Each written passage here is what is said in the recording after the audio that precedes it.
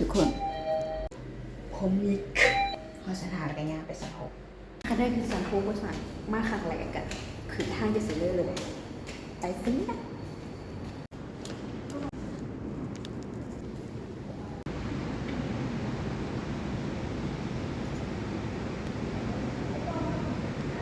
This is me.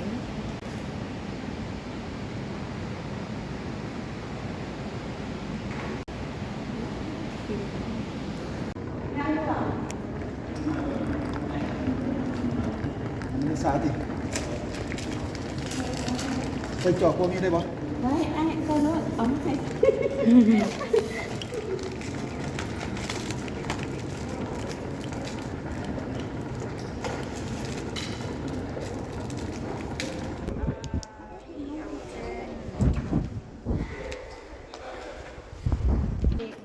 เจอหมูคนงาน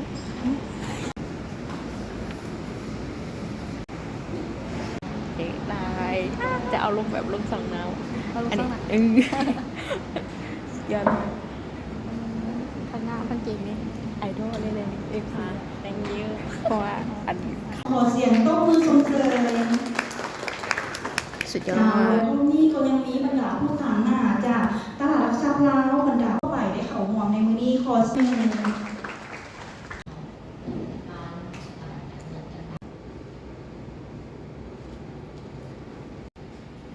seorang PTOเป็นผู้ดูการบริษัทสามเชลที่สู้กันหัวข้อที่เราจะศึกษาวันนี้เนาะคือเมนการที่เขาเอาขึ้นก็คือเงินของเขาไปลงทุน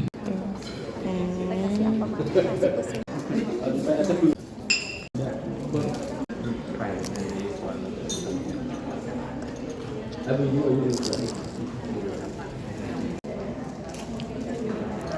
แปลว่าสภาบริหารนี้อาจจะประชุมกันและยินดีอยากใจแต่ขอเลยสบายดีเนาะอยากจะขอถอดถอนบทเรียนน้ำอาจารย์ก็คืออยากจะขอถามเทคนิคหรือว่าประสบการณ์ของอาจารย์ในการบริหารพอร์ตการลงทุนการบริหารการเงินก็คือMoney Managementของอาจารย์โอ้อาจารย์เองบริซื้อหุ้นในมือโดยและอีกข้อหนึ่งก็คือเขาพูดแล้วเนาะว่าจะสื่อหุ้นอยู่ไสแหละเขาพูดแล้วว่าอยู่แล้วเขามีหลายบริษัทแหละแล้วก็หูวิธีการคิดอะไรที่อาจารย์สอนมาแล้วและยังมีปัจจัยพื้นฐานอื่นอีกบ่ที่เขาควรจะหูแบบถ้าว่าอยากจะศึกษาโดยตัวเองค่ะเด้อสองทางการหาข้อมูลแหละก็พื้นฐานเลยเป็นคำถามที่ดีเนาะคำถามสุดท้ายนี่สั้น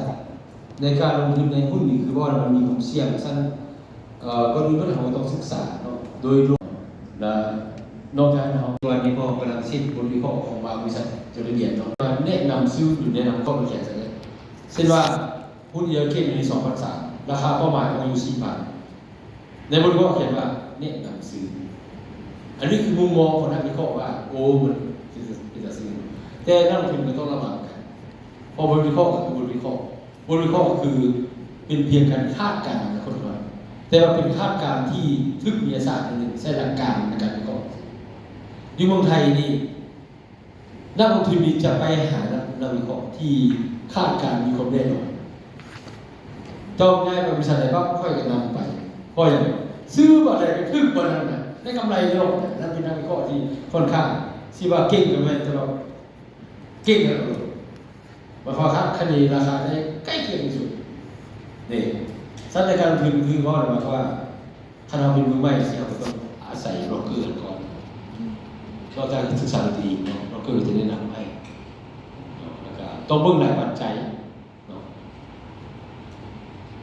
อยากให้เน้นที่บริษัทหลายกว่าอย่าไปเน้นที่ราคาอย่าไปกินกำไรจากราคาเน้นที่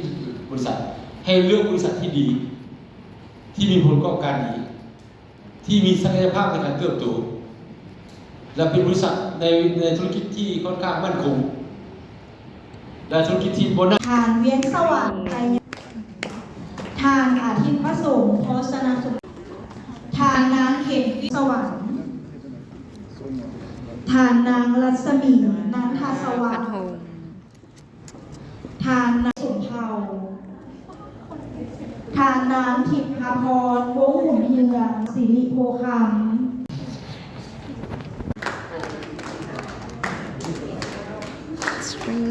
ว้า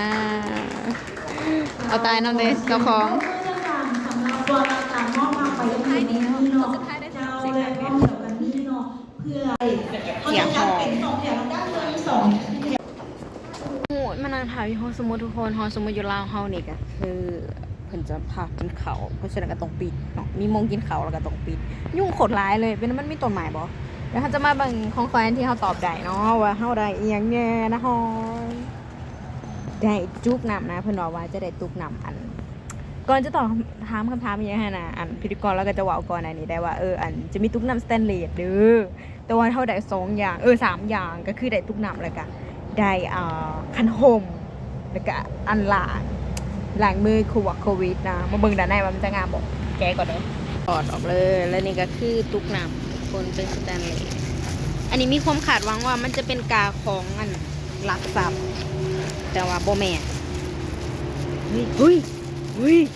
กาของลักทรัพย์ด้วยเจ้าลูสเซมเบิร์กโอ้กาของงานเลยโอ้สุดยอด AIDR Development โอ้นี่โลโก้ว้าวโคตรคักเลยท่านโฮมเดงนี่มีกาน้ำอีกทุกคนท่านโฮมมีกาน้ำอีกสุดยอดคุ้มค่าในการลูกต่อไปให้ทุกคน บรรยากาศดีได้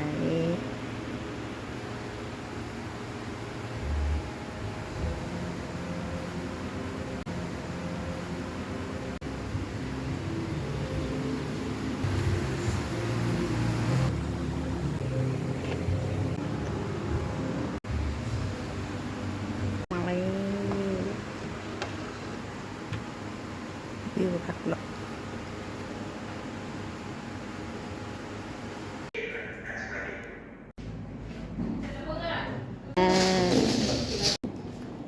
สกิน2 อย่างเลย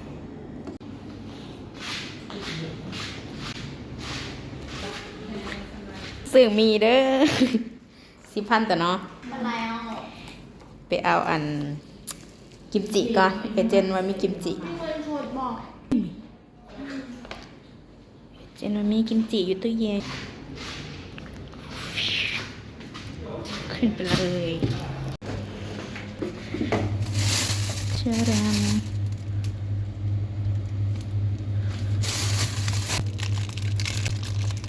มันคืออะไร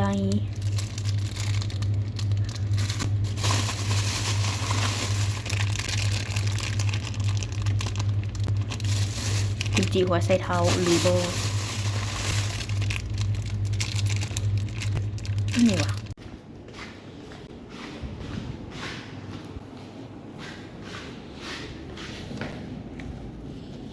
เมกกี้